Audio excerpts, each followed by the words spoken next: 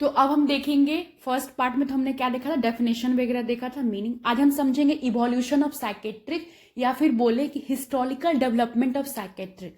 Basically आज के इस टॉपिक में हम क्या पढ़ेंगे, ये देखेंगे कि साइकेट्रिक जो आज हम जैसे कि देखते हैं कि मेंटल असाइलम है या फिर हॉस्पिटल है, ये सब कुछ है, लेकिन इतना जो विकसित हुआ, इतना जो डेवलपमेंट हुआ साइकेट्रिक में, क्या पहले भी ट्रीटमेंट ऐसे ही रहती थी?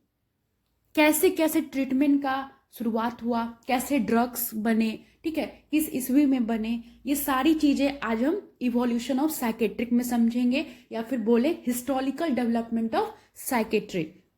तो फर्स्ट देखते हैं बिफोर 1770, यानी कि 1770 से पहले।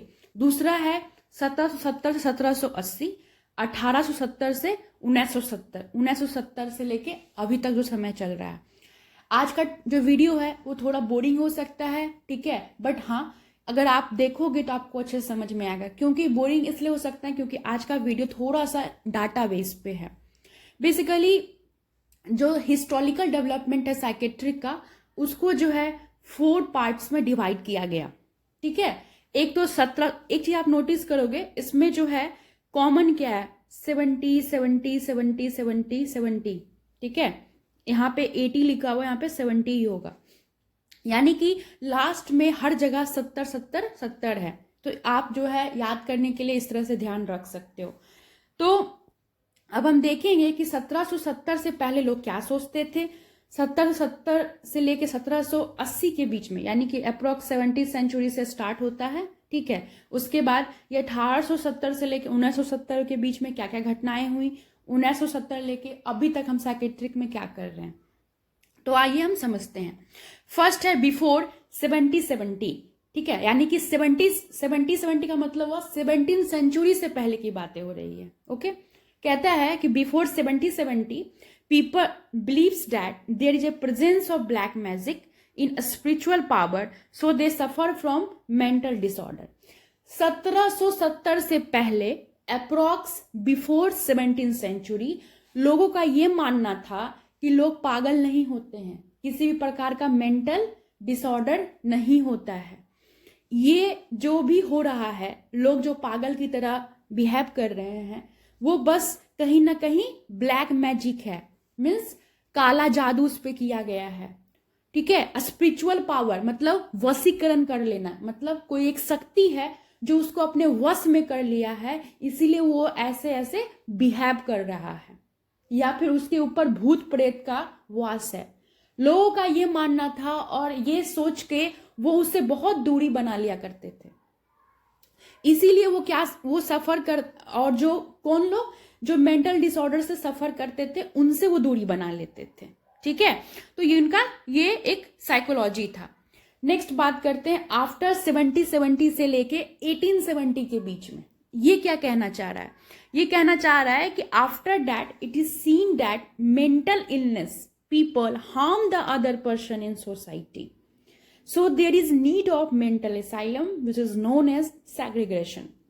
फिर 1770 में आफ्टर 70 सेंचुरी जब ये हुआ कि जो मेंटली इल थे, यानी दिमागी रूप से जो पागल थे, ठीक है, बीमार थे, वो सोसाइटी में एक दूसरे को हार्म करने लगे, ठीक है, मारना पीटना ये सब करने लगे, या खुद को हार्म कर लेना। तो ऐसी कंडीशन हो गई जिसकी वजह से एक मेंटल एसाइलम बना। कहीं भी अगर आपको एसाइलम वर्ड आए, इसका मतलब होता है मेंटल हॉस्पिटल। तो इसीलिए वहां पे जरूरत किस चीज का पड़ा, मेंटल एसाइलम का। आज मेंटल एसाइलम में देखोगे तो सब चीज का एक व्यवस्थित है ना, लेकिन पहले का मेंटल एसाइलम आज के मेंटल एसाइलम से बहुत डिफर था। तो आगे इस चीज को समझेंगे। तो उनके लिए मेंटल एसाइलम बना गया, उसको उन लोगों ने क्या नाम दिया, सेग्रीगेशन। सेग्रीगेशन का मतलब क्या होता है, इकट्ठा करके रखना एक जगह, ठीक है, एक जगह इकट्ठा करके रखना। तो कैसे इकट्ठा करते थे, तो क्या होता था कि जो मेंटल पीपल थे, ठीक है, उनको बांध के, चैन होता ना, सिक्कर से बांध करके रखते थे। लेकिन ये चीज एक ह्यूमन बींग्स पे करना ये सही नहीं था कि उनको सिक्कर से बांध करके रखें, चैन से पुल करके रखें, या फिर सिक्कर से रिस्ट्रेन करके रखें। इसीलिए क्या हुआ कि फिर ध्यान दिया गया किस चीज पे, थेरेपी पे, किस चीज पे, ड्रग्स पे। तो 1870 से लेके 1970 के बीच में कई सारे ड्रग्स, जितने भी आप ड्रग्स पढ़ते हो, जितने भी सारे आप एक्ट पढ़ते हो, ठीक है, वो 1870 से 1970 के बीच में आएगा।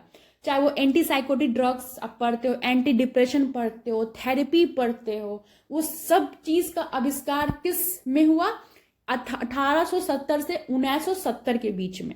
इसको आप 2 बार 3 बार रिवीजन करोगे, आपको याद हो जाएगा। दूसरी चीज 18 सेंचुरी से ये सब चीजें स्टार्ट हुई, ठीक है। 1770 से पहले क्या हुआ था कि लोगों का मानना था कि ब्लैक मैजिक होता है, स्पिरिचुअल पावर होता है। 1770 से लोगों को जब नुकसान होने लगा, ठीक है, हार्म पहुंचाने लगे सोसाइटी में, तो लोगों ने एक चैन से बांध के उसको रखा, जिसको उन्होंने सेग्रीगेशन बोला, मेंटल असाइलम बोला आज के डेट में, ठीक है। उसके बाद 1870 जब आया, 18 सेंचुरी आया, तो बोला अब तो ये ह्यूमन बींग्स इसको कितना दिन बांध कर रखेंगे, चीज सही नहीं है। कहीं ना कहीं हम लोग जो है पुल करके चैन से किसको रखते हैं, एनिमल को, जानवर को, है ना। तो इसलिए थेरेपी वगैरह 18 सेंचुरी में इंट्रोड्यूस की गई। तो फर्स्ट क्या है, साइको एनालिसिस थेरेपी। इसको जो है सिगमंड फ्रेंड 1939 में लाया गया। इसीलिए सिगमंड फ्रेंड को फादर ऑफ साइको एनालिसिस करते हैं। साइको एनालिसिस क्या होता है, ये सब आगे आपको डिटेल में पढ़ना है। मैं यहाँ पे आपको शॉर्ट में, बहुत लिटिल में आपको एक्सप्लेन कर रही हूँ। साइको एनालिसिस में पेशेंट को पास्ट में लाया जाता है ताकि उनको जान सके कि उनके पास्ट में क्या हुआ, या कोई घटना है तो उनको याद करवाया जाता है, ठीक है। उसके बाद उसके अकॉर्डिंग फिर वो इंफॉर्मेशन निकालते हैं कि आखिर जो ये बीमारी हुआ है, जो मेंटल डिसऑर्डर हुआ है, मेंटली डिस्टर्ब हुए हैं, इसका रीजन क्या है। तो रीजन फाइंड आउट करने के लिए, ठीक है, साइको एनालिसिस में। नेक्स्ट बात करते हैं इंडियन लुनेसी एक्ट। लुनेसी एक्ट अगर कहीं भी आए, मतलब लुनेसी एक्ट अगर कहीं भी जो वर्ड आता है तो इसका मतलब होता है मेंटल इल। लुनेसी का मतलब क्या होता है, मेंटली इल, दिमाग से बीमार। तो ये लाया गया 1912 में।